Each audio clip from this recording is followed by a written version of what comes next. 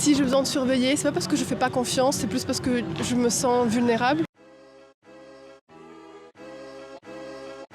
Moi perso, j'ai jamais fouillé dans le téléphone de mon copain. J'ai une totale confiance en lui et j'aime pas ce principe. Parce que si je commence à avoir des suspicions, je me dis que genre la personne peut en avoir sur moi et j'ai un peu la flemme. Et ça remet aussi la qualité de la relation en question. J'étais dans une relation, oui, où on communiquait pas très bien. On n'avait pas du coup les mêmes besoins avec mon partenaire. Parce que oui, en fait, je suis pas bien avec moi-même, donc j'ai besoin de regarder tout à côté de moi, être tout bien contrôlé, mais ça c'est pas bien. Des fois quand j'ai déjà son téléphone, etc., je vois des petits messages qui passent par-ci par-là, mais bon, je n'ai pas quand même fouillé.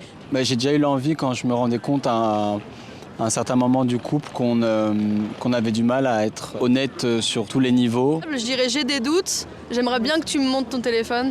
En vrai, c'est rien de fliquer, juste communiquer, et c'est vraiment, je trouve pour moi, la clé. De se dire automatiquement je sors avec quelqu'un, je fouille dans son téléphone, ça a aucun sens. Ça dépend du type de relation. Après, chaque couple, je pense, a son fonctionnement. Moi, non, je pense pas. Mais à mon avis, si on est déjà obligé d'en arriver là, c'est que la confiance, elle est fragile et c'est pas ça qui la renforcera, quoi. Ah non, vraiment pas. Moi, je suis contre. Ouais. Du coup, si moi j'ai pas envie, je pars du principe que je demanderai pas d'avoir le code de l'autre. En fait, moi avec mon copain on a exactement le même code et en fait on s'est jamais exactement donné, c'est juste que donc des fois des trucs cons en mode oui est-ce que je peux mettre la musique, est-ce que tu peux appeler machin etc. C'est pas grave de le savoir mais je pense pas que c'est un critère obligatoire. Je vais pas dire donne-moi ton code. Ça fait partie de la sphère privée, on n'est pas obligé de communiquer sur ce genre de choses. C'est quand même très très personnel un téléphone. Moi du coup j'ai bien ses codes aussi, il a mes codes aussi, mais que pour ouvrir le téléphone. Mon téléphone c'est mon téléphone. C'est plus une question de praticité, dans le sens, moi mon téléphone il a plus de batterie, je prends le tien parce qu'on doit regarder un itinéraire. Je suis pas d'accord avec ça. À un moment je lui ai demandé si jamais tu meurs, est-ce que je peux avoir accès à ton ordinateur, il m'a dit non. Si la personne ne veut pas me donner ses codes d'ouverture de téléphone, oui ça peut paraître suspect en effet oui. Mais par contre ça s'applique pas du tout aux codes de réseaux sociaux. Moi je vois pas pourquoi on aurait besoin d'accéder au compte Instagram de son conjoint ou sa conjointe. Pour moi, quand on est en couple, on fait tout ensemble, mais il faut qu'il y ait une partie qui reste à nous. On a quand même notre petit jardin secret. On a nos parts de vie privée, nos passions, nos amis, notre famille individuelle. Et quand on est ensemble, on a notre vie à nous qu'on construit ensemble. On est toujours une personne individuelle.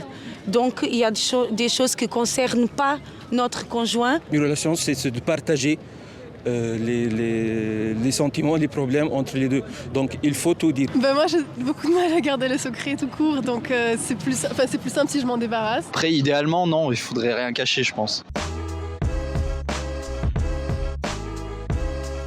Pour moi c'est pas parce qu'on like qu'on va directement tromper la personne. On peut apprécier la beauté de quelqu'un sans que ça engage rien d'autre, comme on irait au musée, quoi. Je like tout. À chaque fois que je vois quelque chose, je like avant de regarder la publication. Je pense pas qu'il faut forcément s'empêcher d'aller aimer des photos d'un autre compte. Je trouve qu'il faudrait qu'on casse un peu ce tabou-là, de se dire il a liké telle photo d'une personne. Sauf si l'autre personne est mal intentionnée. Et là, mon Dieu, il faut partir vite, courir, s'en aller et fuir. C'est mon conjoint, il like des choses un petit peu bizarres, ou même des autres femmes. Je vais dire talk sujet, c'est un petit peu bizarre. Non, moi je suis ok avec ça parce que, encore une fois, c'est la confiance en sa propre personne. C'est plus si par exemple il y a une personne en particulier qui revient tout le temps, qui par exemple a déjà été évoquée dans la relation comme une personne qui pouvait poser problème. Par exemple, si l'un des deux dans le couple sait qu'il peut être plus ou moins jaloux sur certaines choses, essayer de le dire le plus tôt possible dans la relation.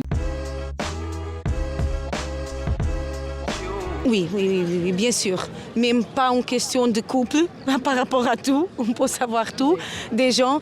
Mais en même temps, je n'ai jamais été dans une relation amoureuse sans les réseaux. Quand on regarde les films des années 80, des années 70, il y a les mêmes sujets de jalousie, de choses, c'est pas les réseaux sociaux qui ont inventé ça. Sur les réseaux sociaux, vu qu'on se montre beaucoup plus, forcément on voit beaucoup plus l'autre, donc on a beaucoup plus envie de surveiller l'autre. Il y a des gens qui pensent que les gens sur TikTok montrent leur vie réelle. Et du coup ça crée ce gouffre, ce manque de confiance en soi. C'est qu'on cherche beaucoup de la validation ailleurs. On sait ce que chacun fait Et du coup, on est là, mais pourquoi mon copain ou ma copine est avec telle personne, elle me l'avait pas forcément dit. Maintenant, on voit bien partout, même sur Insta, on peut voir bien en ligne et puis en ligne. Pareil sur Snap, on peut voir les positions. Donc ça peut être un danger, le fait d'être trop connecté, de passer trop de temps sur les réseaux sociaux. Si voilà, on y passe 1 heure par jour, c'est ok. Après, si on reste focus 100% sur son téléphone, c'est pas cool pour la vie de couple. Pour la moindre frustration dans le couple, parce que quelque chose s'est mal passé, on n'a pas assez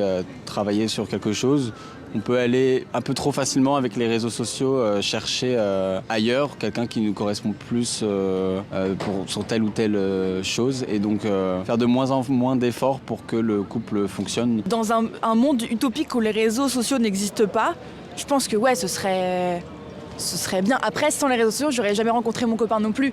Donc, on se parlerait moins. Ouais, donc c'est différent, mais il y aurait en tout cas des problèmes en moins, ça c'est sûr.